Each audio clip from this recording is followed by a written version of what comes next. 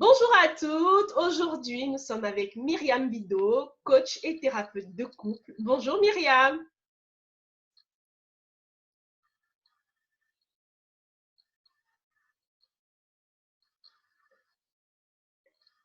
Oui, donc bonjour à toutes, bonjour à tous. Donc Myriam Bidot, je suis coach et thérapeute de couple, comme le disait Daniel. J'ai un cabinet près de Lyon et puis je travaille aussi beaucoup à distance. Je propose donc des accompagnements en coaching et en thérapie de couple à distance avec des programmes aussi en ligne et de l'accompagnement et puis également à mon cabinet. Voilà. Donc, ça fait plus d'une dizaine d'années que je travaille et donc c'est un métier passion et je suis vraiment ravie d'accompagner à la fois parfois des personnes en individuel parce que j'ai des personnes aussi qui viennent me voir parce qu'ils souhaitent travailler soit seuls, soit le partenaire n'est pas toujours motivé ou mobilisé pour travailler C'est ça, avec moi lui. surtout motivée.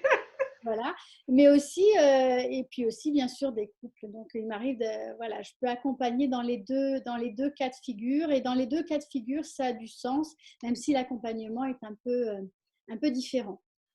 Ok. Alors aujourd'hui, on va parler essentiellement du couple et l'entrepreneuriat. Alors déjà, avant de rentrer dans le sujet, est-ce que tu peux nous parler un peu des profils de chaque modèle humain en fait qui existe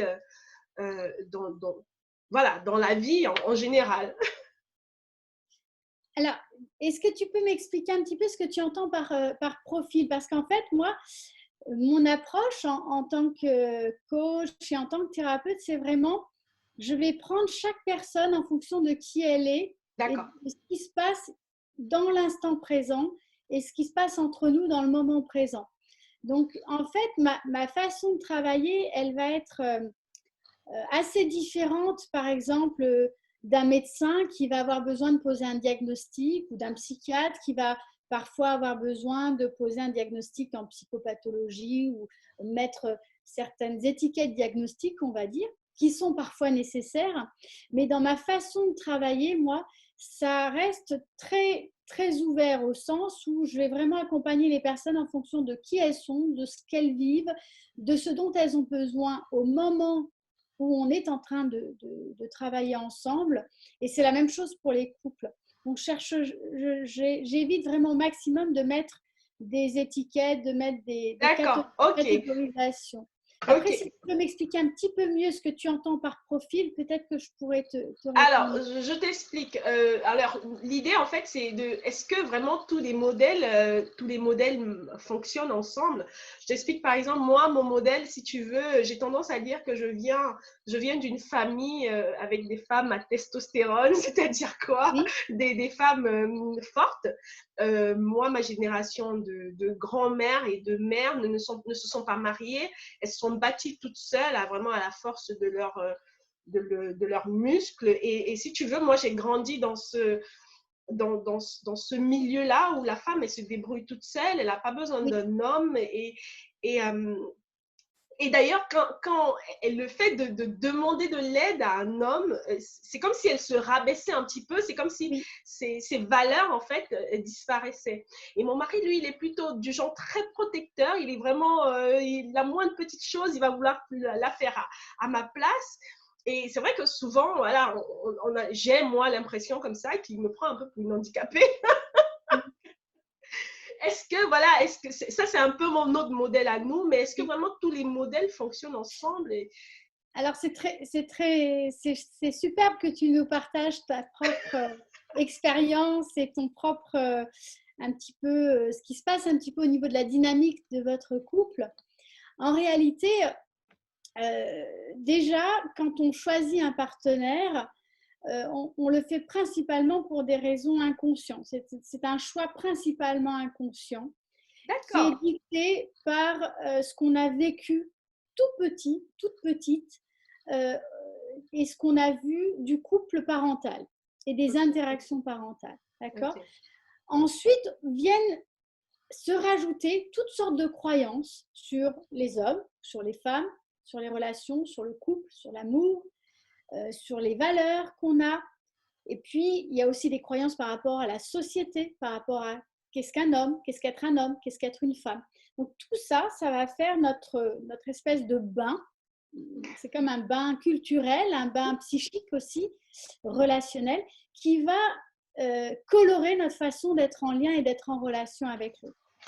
Donc, on ne peut pas dire qu'il y ait de modèles qui fonctionnent mieux qu'un autre ou on va dire, de couple d'individus, un individu A avec l'individu C qui fonctionnerait mieux que l'individu B avec l'individu D.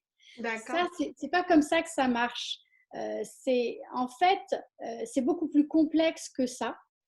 Et je dirais qu'à la base, on est tous de toute façon des individus uniques et différents. En effet. Et qu'effectivement, il y a des partenaires avec qui on va avoir déjà une affinité plus importante, une attirance plus importante.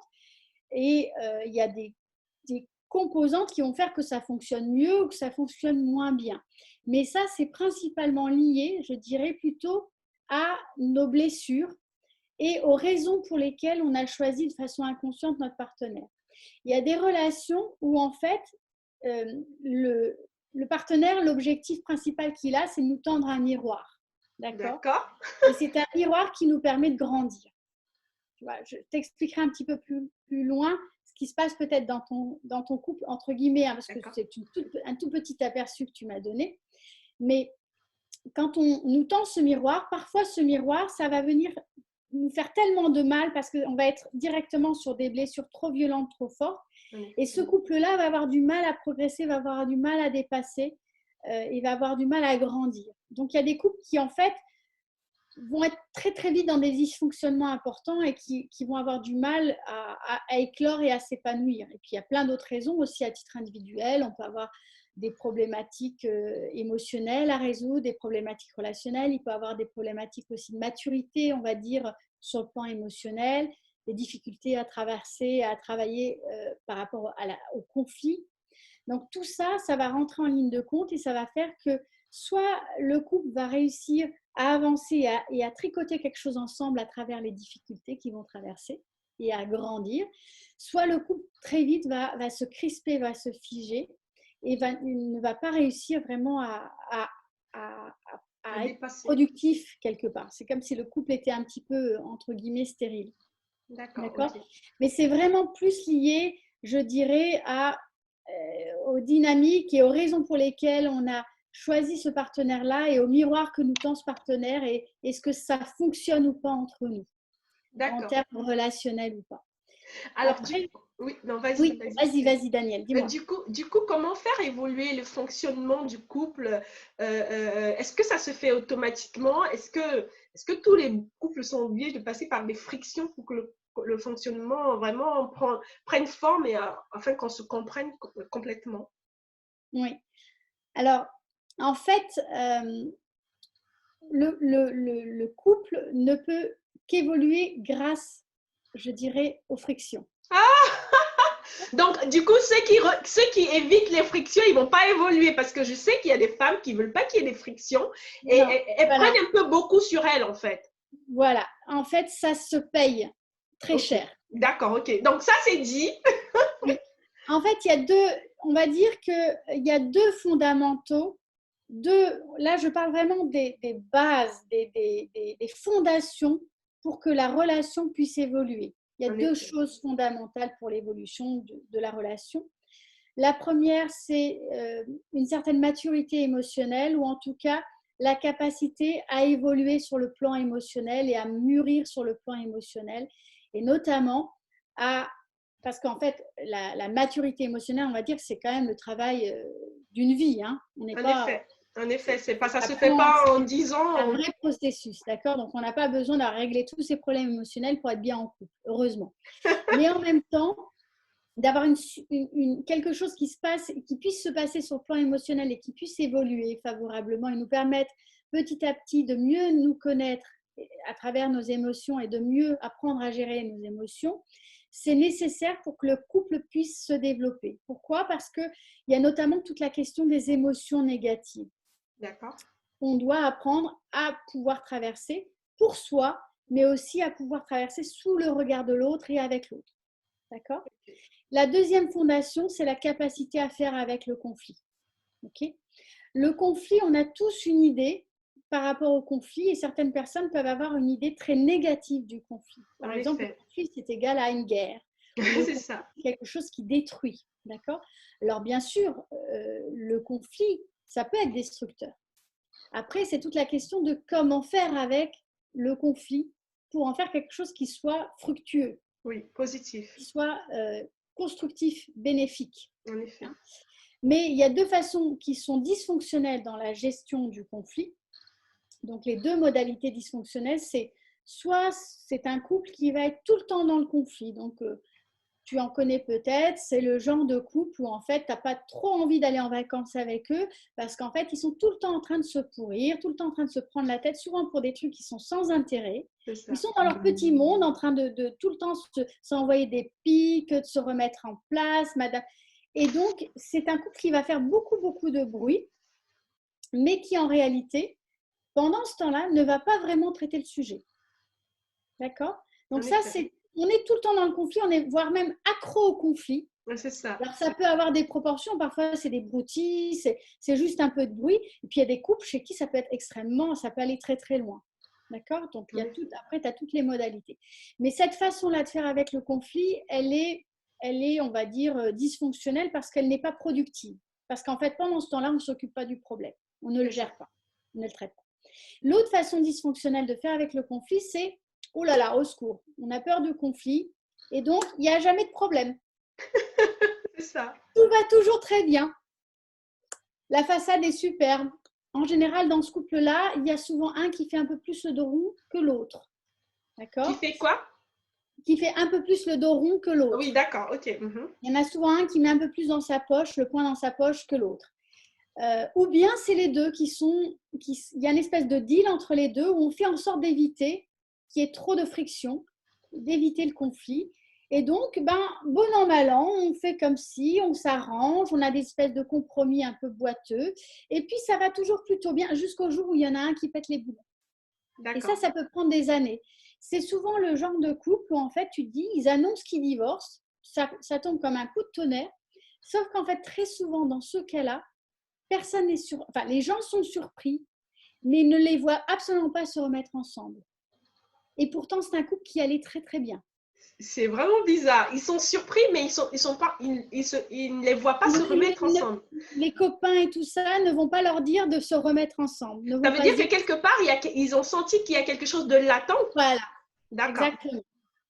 Alors, c'est juste un exemple. Hein. Oui, bien sûr. Non, mais je comprends très bien. Je comprends très bien. C'est le genre de couple où, en fait, souvent, ça va toujours très bien jusqu'au jour où ça pète. Ok. Jusqu'au jour où il y en a un qui dit « Stop, basta, moi, j'ai eu assez ». Alors, parfois, il y a une étincelle, il y a quelque chose qui va faire. Il y a une infidélité, il y a un licenciement, il y a un burn-out, il peut y avoir des détonateurs. Sauf que ces couples-là ne savent pas gérer. Okay. Parce qu'en fait, il y a un moment où il va y avoir une vraie différenciation et qu'ils ne savent pas faire avec la différence. Ok. Et donc, la façon saine pour pouvoir construire la relation, c'est d'être capable justement d'avoir des frictions et de se frotter l'un à l'autre. Donc, toi et moi, on n'est pas pareil, on n'a pas le même avis, on n'est pas d'accord, mais on est capable de faire avec ça et de ça, de faire quelque chose. Et parfois, ce quelque chose, ce n'est pas des grandes choses. Hein. Parfois, c'est juste d'être d'accord, de ne pas être d'accord. Être d'accord, de ne pas être d'accord. Oui, être d'accord, de ne pas être d'accord. Tiens, ton point de vue, c'est celui-ci. Mon point de vue, c'est celui-là. OK. Ça m'intéresse de mieux connaître ton point de vue. Ou en fait, quand tu me dis ce dont tu parles, ça me permet de mieux te connaître. Tu vois ? Et du coup, il y a quelque chose qui peut se passer à cet endroit-là parce qu'il peut y avoir une vraie connexion émotionnelle. Et en fait, le conflit, c'est l'opportunité aussi. D'abord, il y a des choses qu'on peut régler parce que quand on est d'accord de ne pas être d'accord et qu'on a des points de vue différents, on peut se dire « Ok, mais du coup, on fait quoi ? Et on fait comment ?» Et on peut se mettre à travailler ensemble pour trouver une solution. Et puis, d'autres fois, c'est simplement l'opportunité de mieux se connaître soi parce qu'on peut en parler à l'autre, parce qu'il y a la possibilité de le dire, parce que l'autre peut l'entendre.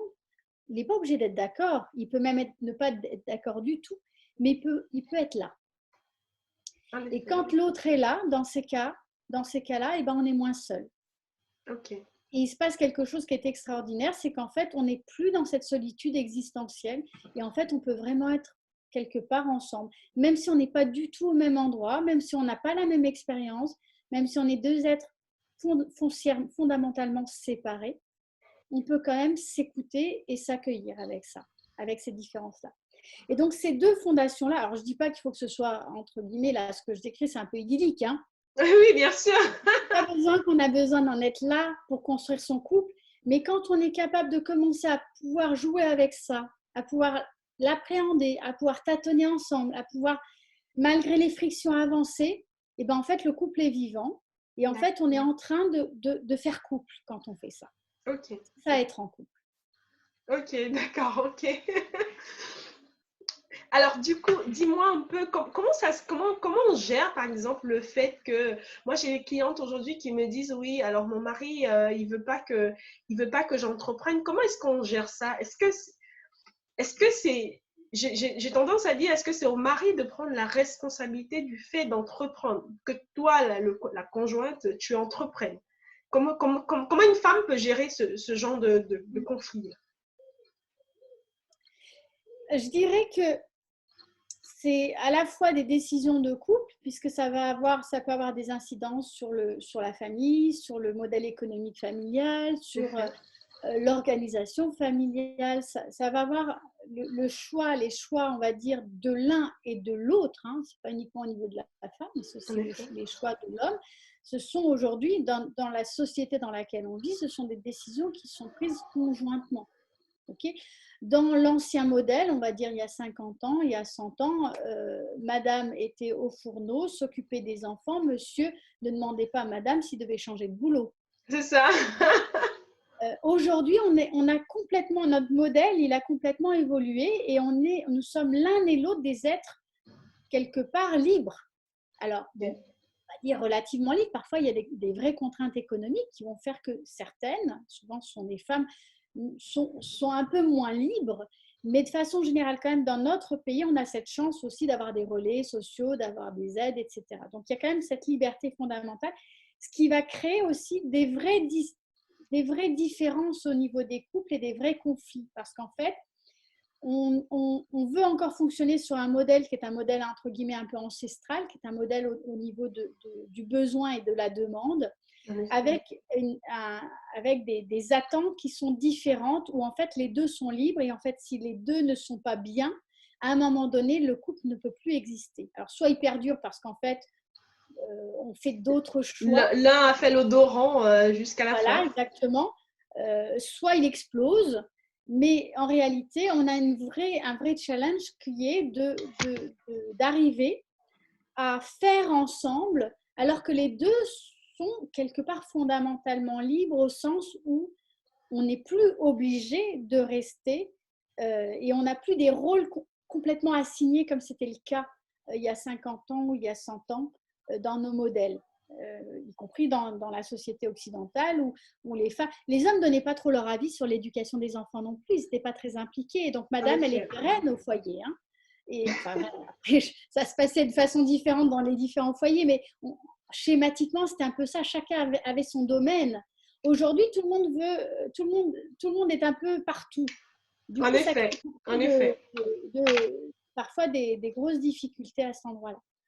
Donc, j'ai un petit peu perdu mon fil, mais ce que je veux dire, c'est que la question de demander l'avis, c'est à la fois une vraie discussion de couple par rapport à des choix professionnels, à des choix de carrière, à des choix d'investissement et d'engagement, par exemple le fait d'entreprendre. Donc ça, ce sont des discussions qu'on peut pas faire l'impasse sur ces discussions. On peut pas dire, écoute, moi, tu m'emmerdes, moi, je vais faire comme ça. Et puis, si ça te plaît pas, c'est pareil.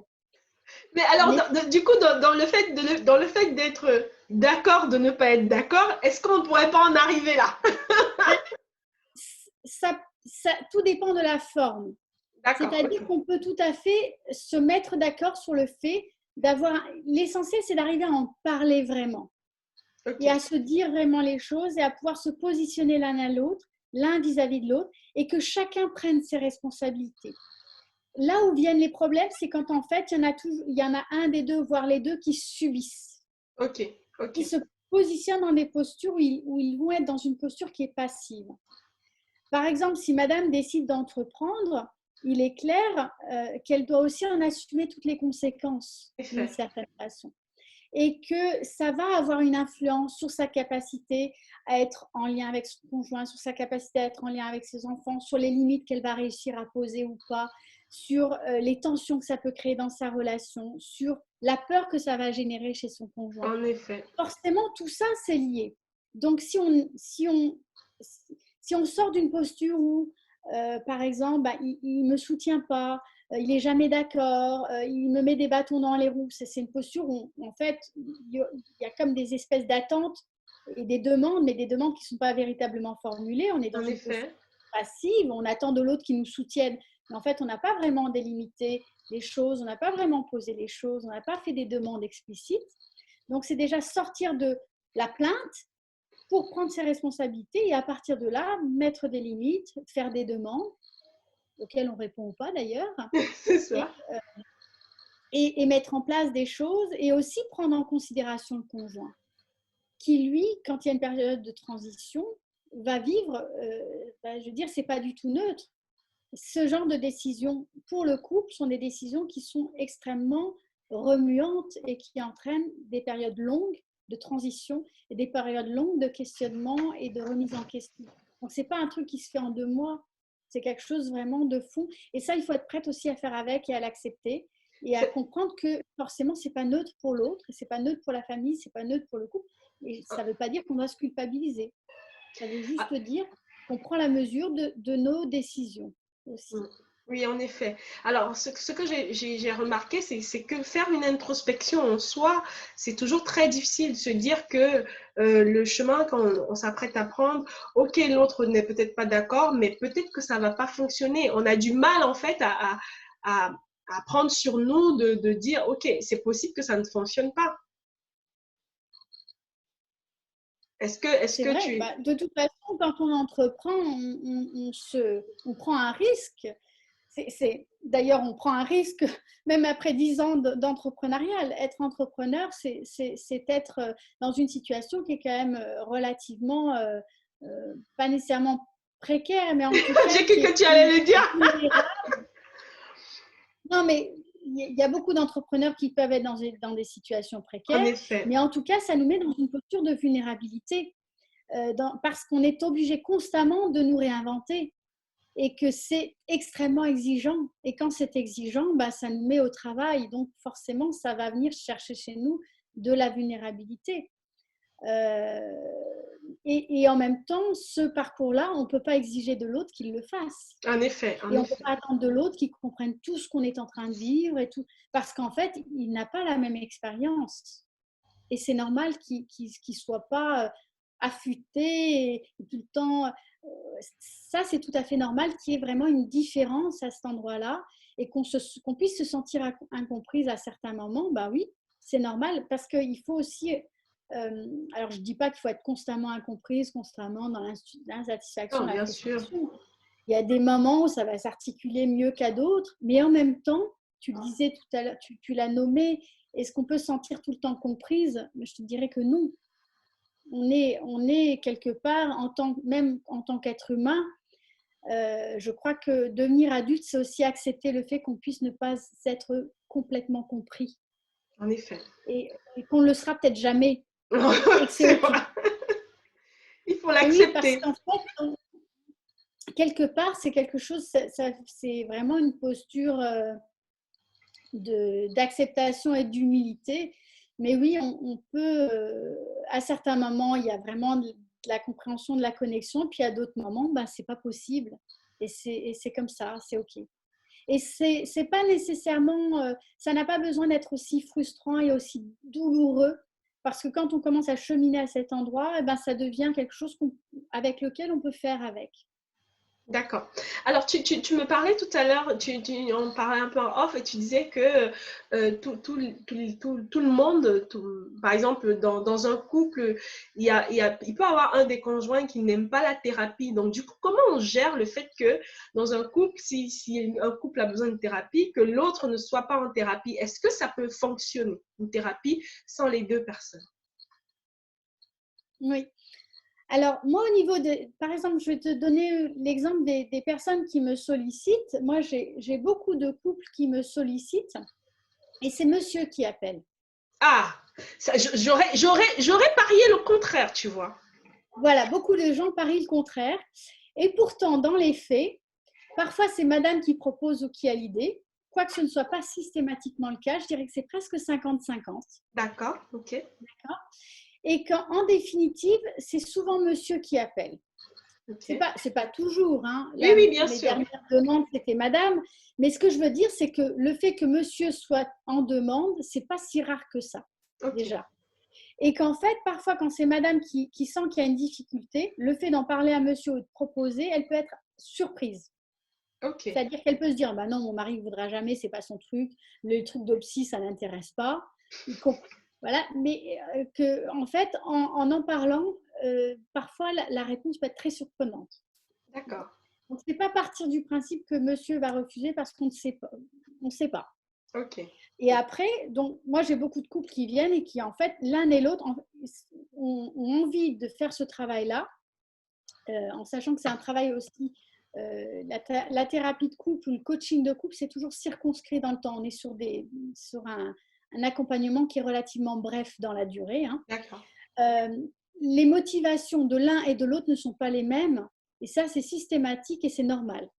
C'est-à-dire Ok, qu'on ne vient pas en thérapie de couple pour les mêmes raisons. Monsieur n'a pas les mêmes raisons que madame de vouloir faire ce travail-là. Et c'est OK. Il n'y a aucun souci.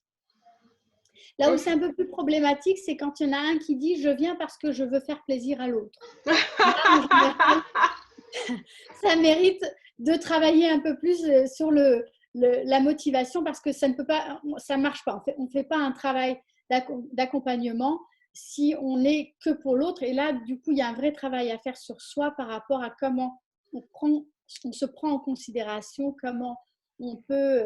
Voilà, il y a un vrai travail individuel, je dirais, à faire à cet endroit-là. Mais ensuite, il y a aussi des personnes qui vont venir me voir et qui disent effectivement, moi, mon conjoint, il n'est pas prêt, il n'a pas envie. Dans ce cas-là, il y a aucune nécessité d'insister. Il ne faut D'accord. pas insister. Et c'est parfaitement légitime qu'il y en ait un des deux qui ne le souhaite pas. Ok. C'est OK. Pourquoi? Parce que certaines personnes ne sont pas prêtes à le faire, ce n'est pas le bon moment pour eux. Il y a des tas de raisons et ces raisons-là leur appartiennent. Et pour moi, je dirais qu'il n'y a aucun souci là-dessus. Ce n'est pas parce qu'un des partenaires ne souhaite pas faire le travail que ça va nécessairement mettre le couple, entre guillemets, en danger. Et parfois, on peut faire la démarche pour soi ou individuellement et avoir un véritable effet bénéfique pour son couple à D'accord. condition de s'adresser, par contre, il y a une condition, c'est s'adresser quand même à un thérapeute ou à un coach qui ait une sensibilité au niveau du couple. Pourquoi? Parce qu'en fait, la thérapie individuelle, parfois, va mettre tellement l'individu en exergue et dans un cocon qu'elle peut parfois, on va dire, isoler l'individu, notamment de son partenaire. Donc, ça peut être contre-productif pour le couple. Donc, c'est bien de s'adresser plutôt à un coach ou à un thérapeute qui va être conscient des dynamiques de couple et qui va prendre non seulement l'individu en, en accompagnement, mais en sachant que l'individu, il n'est pas seul. Et Oui, qu'il y a oui, il est en couple. Ouais. voilà. Et l'objectif n'étant pas nécessairement de faire durer le couple. Ça, après, c'est à la personne de voir non. Hein. On Est-ce n'est que pas. du coup, est-ce que c'est la personne même qui prend cette responsabilité de ne pas faire durer son couple ou alors le thérapeute l'amène à voir que peut-être qu'il y a un problème, peut-être que ça ne matche pas entre eux. Comment ça se passe? Oui. Alors, en fait, le thérapeute ou le coach, s'il fait correctement son travail, en général, euh, est vraiment là pour tendre un miroir, pour poser des bonnes questions, pour parfois mettre certaines choses en exergue, parfois, on va dire, euh, pouvoir mettre certains points et pouvoir amener la personne à réfléchir. Mais l'objectif du thérapeute, en tout cas quand je travaille moi, mon objectif c'est toujours de permettre à la personne de gagner en liberté. C'est-à-dire ok. de l'accompagner pour que la personne puisse petit à petit comprendre mieux qui elle est, mieux sentir ce qui se passe pour elle sur le plan émotionnel, qu'elle puisse apprendre à mieux gérer ses émotions, parce que les émotions, c'est la boussole qui permet vraiment ensuite de prendre des bonnes décisions, des décisions qui sont le plus justes pour soi. Et donc, l'objectif pour moi, c'est d'accompagner la personne vers une plus grande conscience, la capacité à vraiment beaucoup mieux se connaître, et donc parce qu'on se connaît mieux, être capable de se poser les bonnes questions et du coup de prendre des décisions qui sont plus justes pour soi. Et ça, c'est vraiment mon job, de permettre à la personne d'avoir cette conscience élargie parce qu'elle se connaît mieux et donc de prendre de bonnes décisions pour elle librement. D'accord.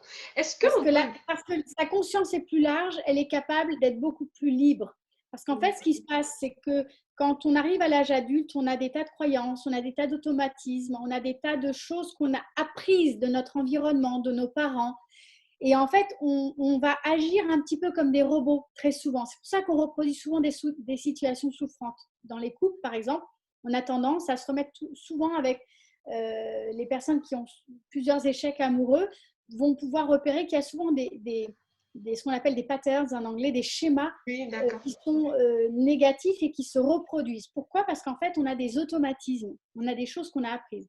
L'objectif de la thérapie, justement, c'est de démanteler tout ça, de permettre à la personne de se libérer de tous ces schémas-là pour pouvoir être plus libre dans sa vie et pouvoir le faire en autonomie, on va dire. Ça, c'est une façon, en fait, de créer son propre schéma à soi. Voilà. En tout cas, pas nécessairement un schéma, mais en tout cas de pouvoir à chaque fois être capable de savoir ce qui est bon pour soi, ce qui est juste dans l'interaction avec les différentes personnes qui sont dans l'entourage, proche ou moins proche, hein, ça peut être sur le plan professionnel, ça va avoir des tas de répercussions dans toutes les relations en fait.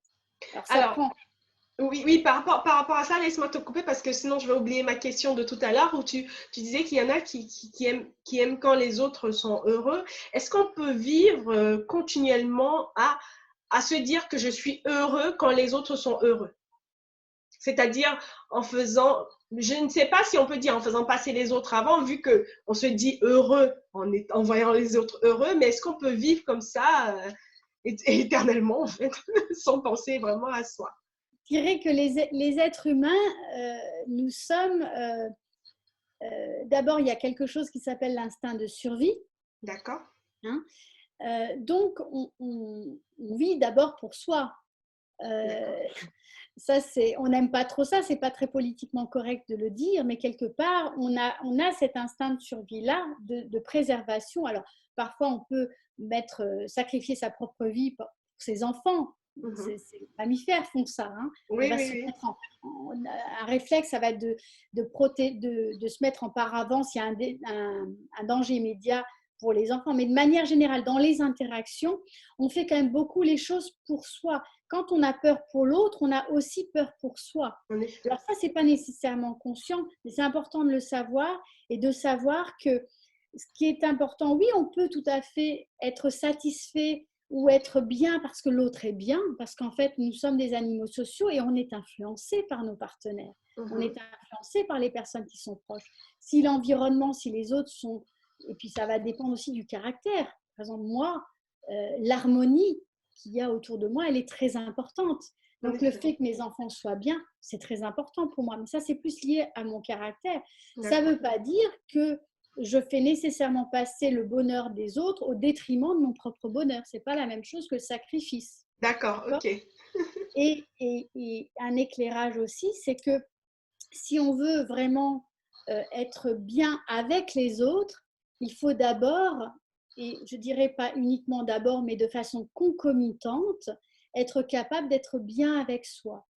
Parce que souvent, ce qui est bien dans la relation, être bien avec soi au sens où on n'a pas besoin d'avoir réglé tous ces problèmes pour être bien avec les autres, mais le fait de se respecter, par exemple, de respecter ses propres limites, d'être capable de se positionner clairement, même si ça ne plaît pas à l'autre, eh ben, ça va vraiment permettre d'avoir des relations beaucoup plus saines avec les autres.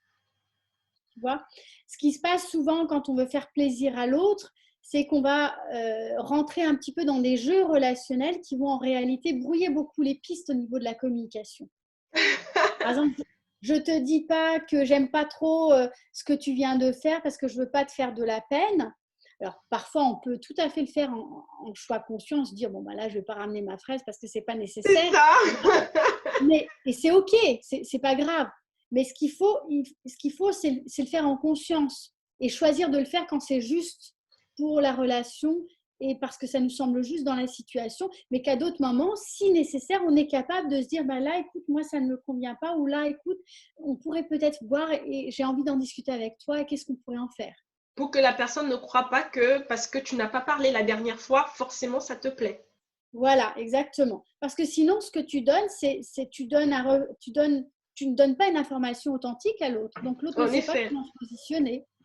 Donc, du coup, bah, si les deux en plus jouent ce jeu-là, on peut se retrouver très très vite dans des situations où en fait l'un et l'autre font en sorte de faire plaisir à l'autre, sauf que les routes elles Ah partent ouais, un elles petit sont peu complètement assez loin. divergentes. En Et effet. donc, et juste un autre point, tu sais, dans l'avion, quand on prend l'avion et qu'on a nos propres enfants qui sont à côté, au niveau des conditions Oui, de sécurité, quand on te dit de mettre par rapport au masque à oxygène, en effet. ce qu'on dit, on te dit pas de mettre d'abord le masque sur tes enfants. Hein. On te dit On de te mettre dit d'abord d'abord ton de mettre le masque avant masque de sur mettre celui toi. des enfants. Tu mets d'abord le masque sur toi pour pouvoir t'occuper de tes enfants. En effet. Bah, c'est pareil.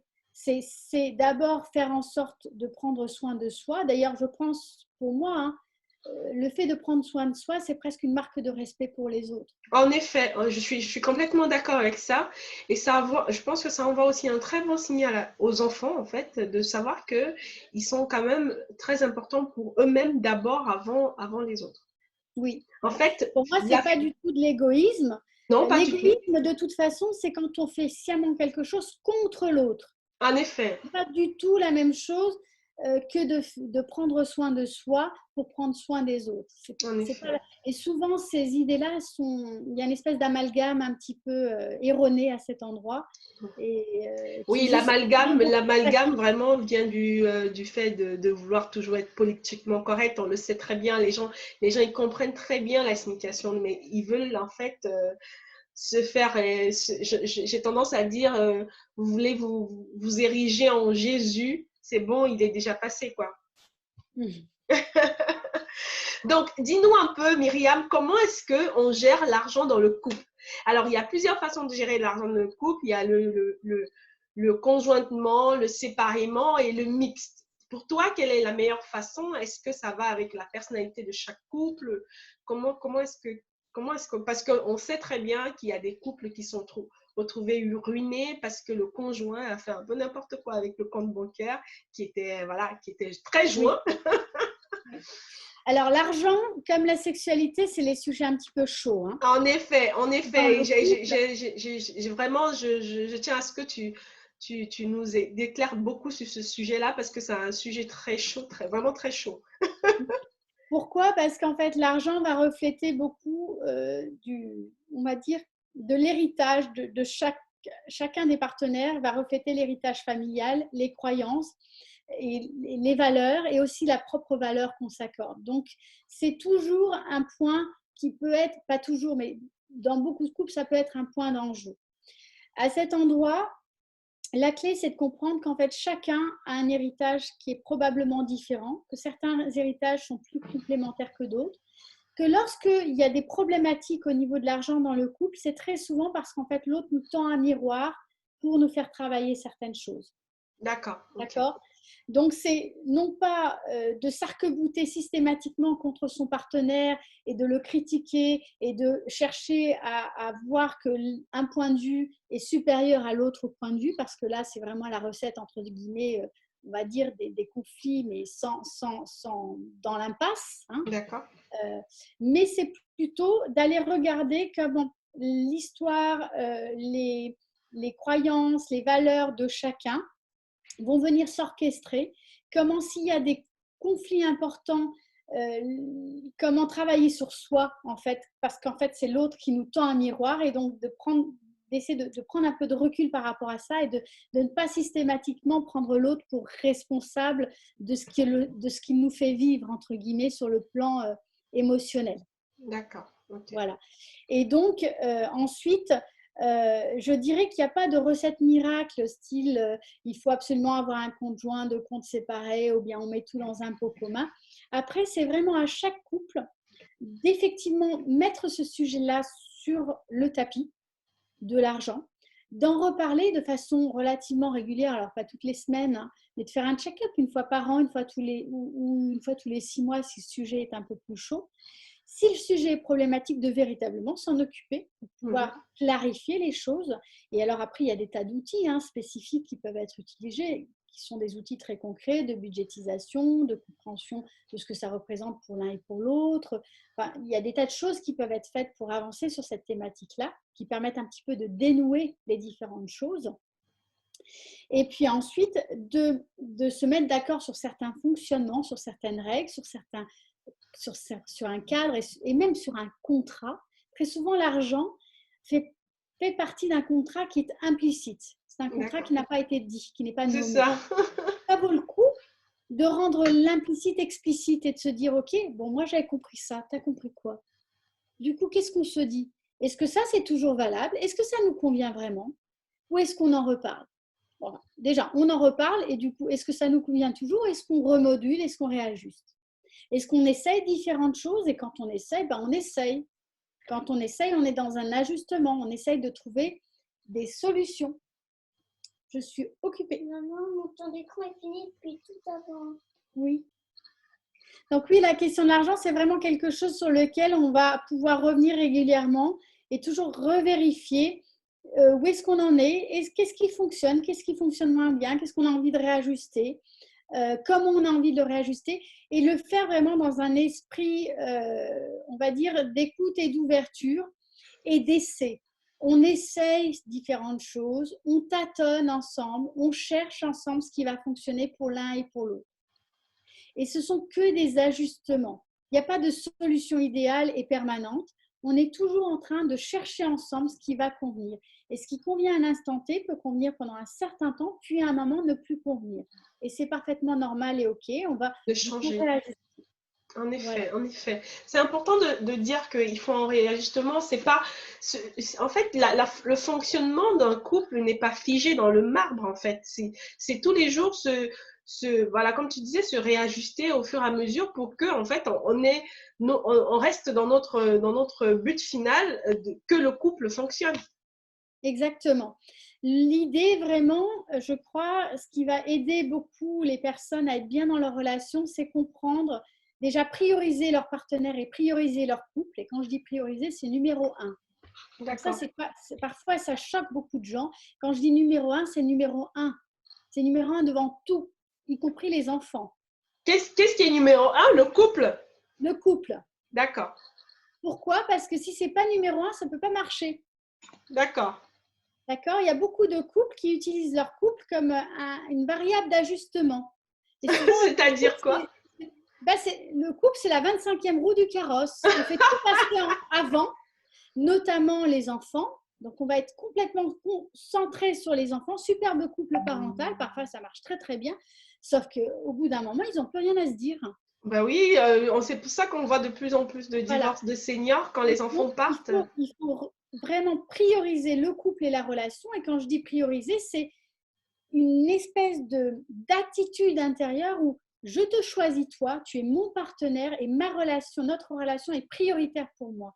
C'est une espèce d'engagement où en fait on va créer de la sécurité. Ça ne veut pas dire qu'on va passer toute notre vie H24 collé à notre partenaire, pas du tout. Parce qu'en réalité, en termes de temps, on passe peu de temps ensemble puisqu'on a tout le reste à faire. Mais si on met cette priorité, ce qu'on crée, c'est de la sécurité entre nous. Quand on crée de la sécurité, on peut tout faire. Okay. Ça nous donne des ailes. À partir du moment où on a un socle, une base qui est solide, parce qu'on sait qu'on est prioritaire, parce qu'on sait qu'on est numéro un pour notre partenaire et que notre couple, ça passe avant tout, on peut tout faire. On peut partir à la conquête du monde. D'accord. Si Est-ce que le couple passe avant l'individu? Quelque part, je dirais effectivement que, alors, le couple, quand les individus se respectent, d'accord, ok. c'est pas le couple au détriment d'un ou de deux individus, d'accord? C'est effectivement, c'est assez. Mais par contre, si on arrive à penser nous en général, qu'on priorise le nous, en se respectant, on va de toute façon y trouver vraiment son couple. D'accord. Et souvent, ce qui va fonctionner dans la relation, c'est la capacité à la fois d'être en lien avec soi et d'être connecté à soi et de savoir ce qui est juste pour nous, tout en étant en lien avec l'autre, au même moment. C'est comme un double mouvement, mais en même temps. Ce qui se passe dans beaucoup de relations, dans beaucoup de couples et pour beaucoup de personnes, c'est soit, ben moi je suis en couple et hop, c'est super, je suis en couple et hop, je me mets, je m'en remets à l'autre. Je vis à travers l'autre. Je m'oublie complètement. C'est ça, exactement. Je me laisse complètement aller et tout dépend de l'autre. Alors ça, beaucoup de femmes font ça. En effet, en effet. Il y a des hommes aussi qui le font. Ça va amener à, j'en ai dans mon cabinet, 57 ans, elles arrivent, rien ne va plus.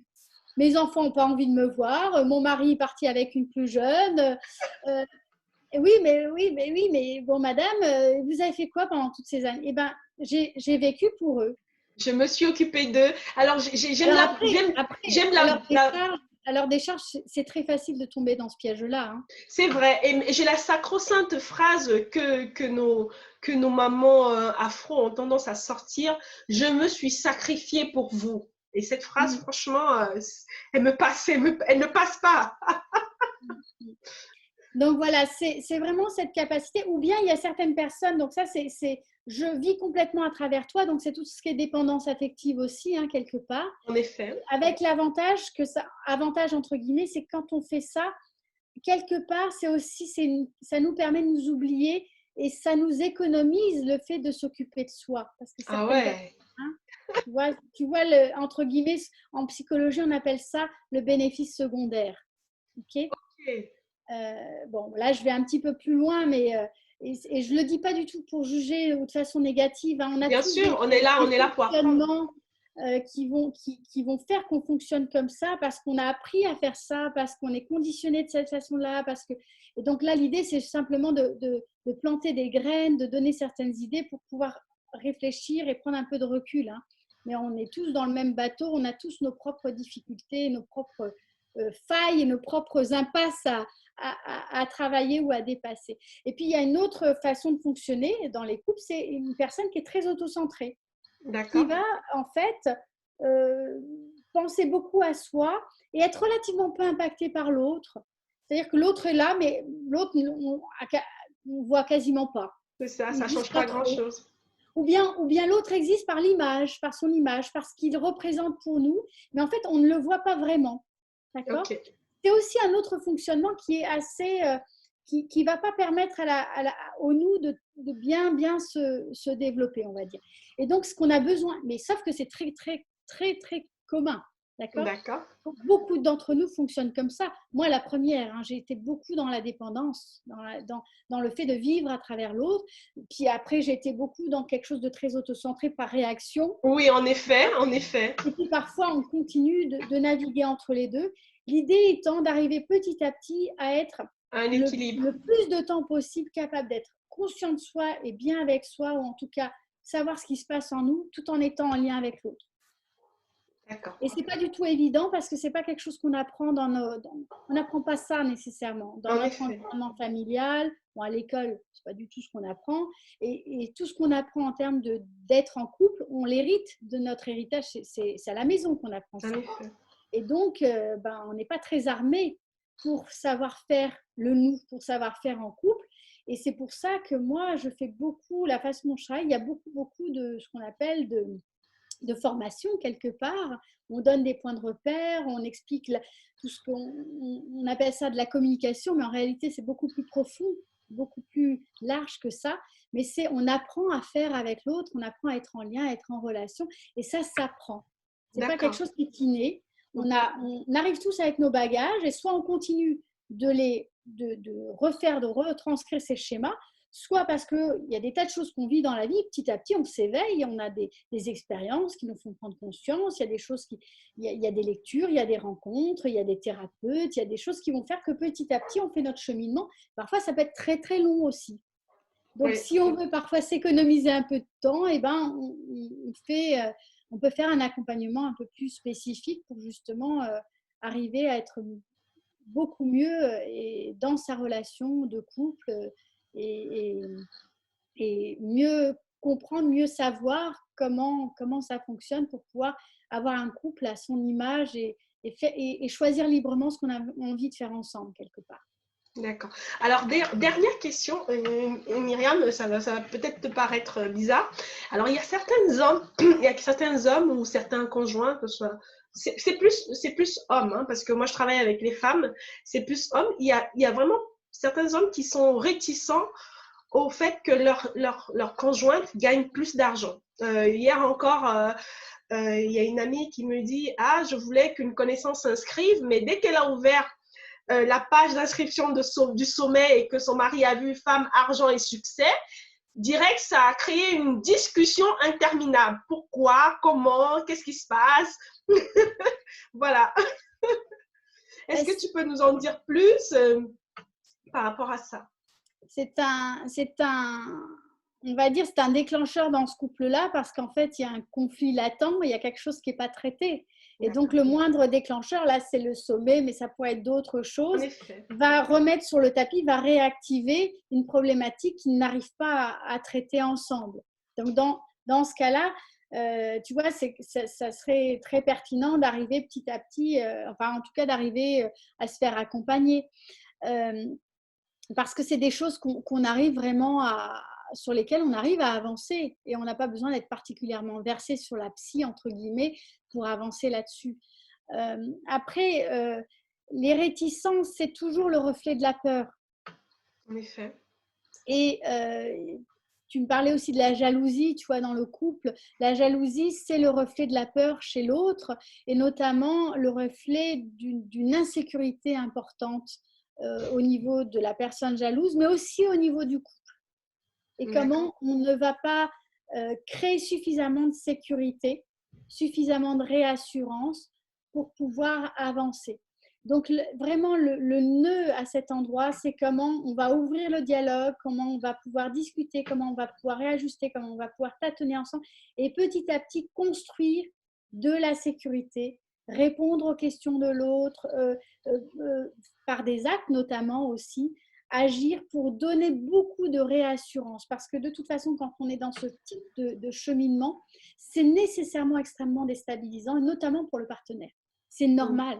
Ça ne peut pas être autrement. Et donc, un partenaire qui a peur que vous gagniez plus d'argent, j'imagine si vous en gagnez beaucoup, au bout d'un moment, peut-être qu'il sera très content. Mais avant qu'il soit très content, il y a tout un processus dans le couple qui va devoir se mettre en place, qui va devoir se dérouler, parce que c'est un changement et que ce changement-là, il touche à des valeurs qui sont déjà très, très sensibles et qui activent plein de choses. Et en plus, de toute façon, tout changement dans le couple va entraîner des bouleversements qui sont impactants, qui entraînent des émotions, qui ravivent des émotions importantes. Et donc, tout ça, ça a besoin d'être mastiqué ensemble. Et il n'y a pas d'autre solution que de traverser ça ensemble, d'arriver à en discuter, alors parfois on en discute mal, d'autres fois on en discute mieux, d'accepter que ça puisse être parfois un peu difficile, chaotique, de ne pas hésiter à se faire accompagner, à se faire aider, que ce soit par un professionnel, mais ça peut parfois être aussi par des lectures, on a beaucoup de ressources aujourd'hui. Après, il faut trouver les bonnes ressources. C'est très vrai. Alors, c'est ce que moi, j'ai toujours tendance à donner mon exemple à moi. Quand moi, j'ai décidé que notre couple allait se lancer dans l'immobilier, quand on s'est mariés, on s'était dit on allait vivre notre petite vie tranquille et tout.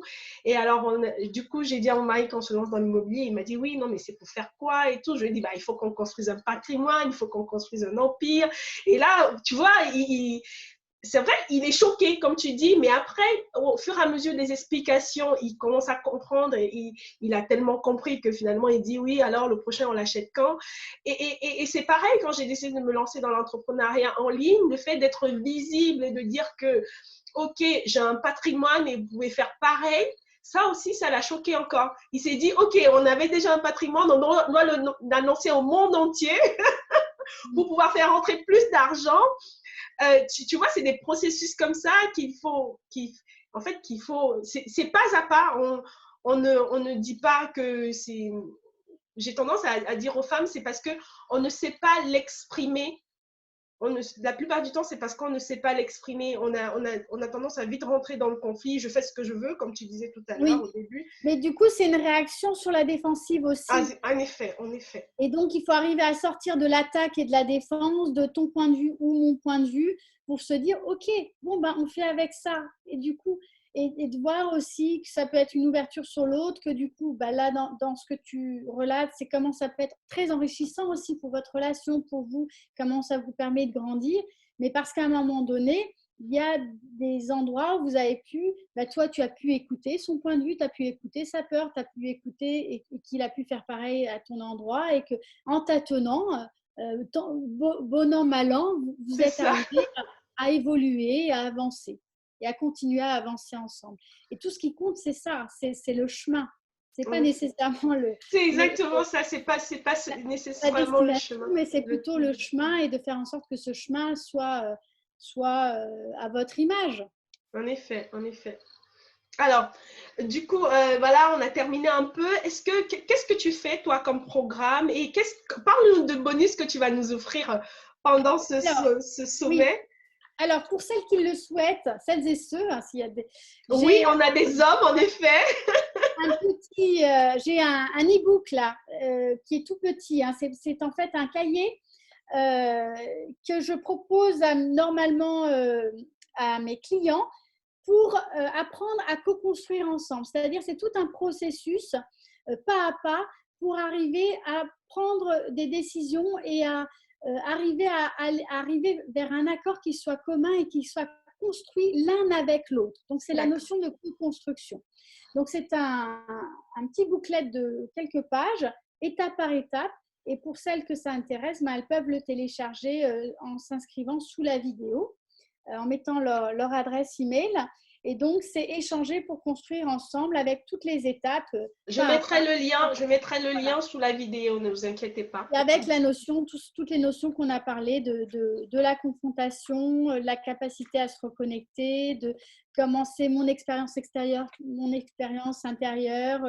Voilà, il y a tout un processus qui est une technique vraiment éprouvée pour arriver à faire quelque chose qui soit 1 et 1, c'est pas 2, mais c'est 3. En effet, c'est bizarre que tu le dises. J'en parlais dernièrement avec d'autres intervenants où je disais que moi, franchement, ça a toujours été ma devise. 1 plus 1, franchement, cette équation mathématique où 1 plus 1 donne 1, pour moi, ça ne marche pas. Il y a toujours quelqu'un qui souffre derrière. Pour moi, c'est vraiment 1 plus 1 égale à 3. C'est ce qui va bien et c'est ce qui fonctionne. Oui, voilà. Donc ça, c'est l'idée de ce… Et du coup, là, c'est vraiment un outil concret pour arriver à co-construire ensemble dans sa relation, mais qui est intéressant même si la personne n'est pas en couple. Ah, bien sûr. L'idée, c'est vraiment… dans toutes ces relations. D'accord, voilà. Ok. Ben, merci beaucoup, Myriam. Merci d'avoir pris du temps. Oui. Et pour juste parler un petit de mes programmes. Donc, en effet, oui, voilà. Excuse-moi. Je propose bien sûr des accompagnements. Donc, c'est des accompagnements en visio, donc avec des entretiens réguliers sur une période qui est circonscrite dans le temps pour les couples et en individuel, avec soit des contenus de formation, soit uniquement les accompagnements, le coaching ou la coaching thérapie. Moi, je mélange les deux. C'est pour ça que j'utilise les deux termes, parce que c'est une approche qui est extrêmement pragmatique, étape par étape, avec une méthodologie qui est éprouvée et qui permet vraiment aux couples, y compris parfois même au bord de la rupture. Moi, j'ai des couples dans différentes situations. Il y en a où il n'y a plus de passion, il y en a… il n'y a plus de désir. Est-ce que Voilà. un couple… Alors, je vais poser une dernière question. Pour lesquels les couples viennent me voir, ça peut être sur des conflits importants, ça peut être parce qu'il y a une infidélité, ça peut être parce qu'ils sont vraiment sur le point de jeter l'éponge et ils se disent bon bah on se donne une dernière chance. Ça peut être parce qu'en fait bah, ils sont bien mais en fait il se passe pas grand chose entre eux. Donc il y a différentes raisons pour lesquelles on peut faire ce processus là. Et donc moi j'ai développé vraiment une méthode éprouvée pas à pas et qui est adaptée à chaque couple. D'accord. Et qui permet vraiment d'avoir pouvoir se ressaisir et de choisir ensemble ce qu'ils ont envie de faire de leur relation et de se sentir beaucoup plus épanouis et beaucoup mieux dans la relation. Et sinon, j'ai un autre programme qui s'adresse aux femmes. Est-ce que tu as des programmes qu'en vidéo et non pas en coaching personnel? C'est toujours par visio. D'accord, ok. En fait, les accompagnements, alors, sauf si la personne est à côté de Lyon, elle peut venir au cabinet, mais là, de toute façon, ah oui, avec le confinement, je ne reçois plus en présentiel. Habituellement, j'ai bien sûr un cabinet. Donc là, c'est tout en visioconférence.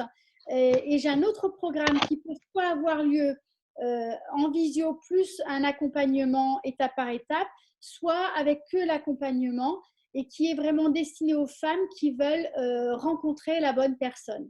D'accord. Donc, c'est vraiment tout un processus pour les aider à aller et à attirer la personne qui leur correspond vraiment et à éviter de refaire toujours les mêmes schémas d'erreur. Et c'est un accompagnement qui a vraiment beaucoup fait ses preuves et qui fonctionne très, très bien et qui permet d'avoir des résultats concrets, de trouver l'homme ou la femme de sa vie et de se défaire de toutes sortes de croyances et de schémas dysfonctionnels pour arriver à être bien dans une relation qui fonctionne.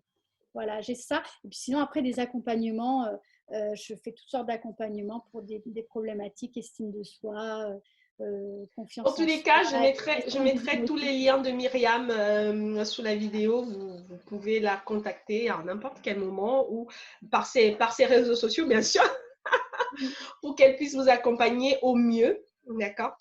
Et encore merci vraiment Myriam de nous avoir accordé ce temps. Est-ce que tu as un dernier mot de la fin avant qu'on se quitte? Est-ce que tu voudrais dire quelque chose d'important pour le couple et pour celles qui nous suivent? Oui, en tout cas déjà je voulais te remercier Daniel de m'avoir invité à participer à ce sommet. Je suis ravie d'avoir pu participer et d'avoir pu, j'espère, donner quelques idées, quelques repères, planter quelques petites graines pour certaines ou pour certains. Et voilà, j'ai juste envie de dire aux femmes que c'est important de croire en soi et de prendre conscience de sa valeur et de ce qu'on apporte au monde et ce qu'on peut apporter aussi dans son couple. Très souvent, on est sur l'idée de qu'est-ce qu'il me donne ou qu'est-ce qu'il m'apporte ou qu'est-ce qu'elle m'apporte, mais plutôt voilà, j'ai envie de les inviter à prendre conscience combien elles comptent et combien leur différence et leur unicité est impactante et importante. Voilà. Merci Myriam, merci. Je vous dis au revoir et à la prochaine conférence. Au revoir Myriam. Merci, au revoir.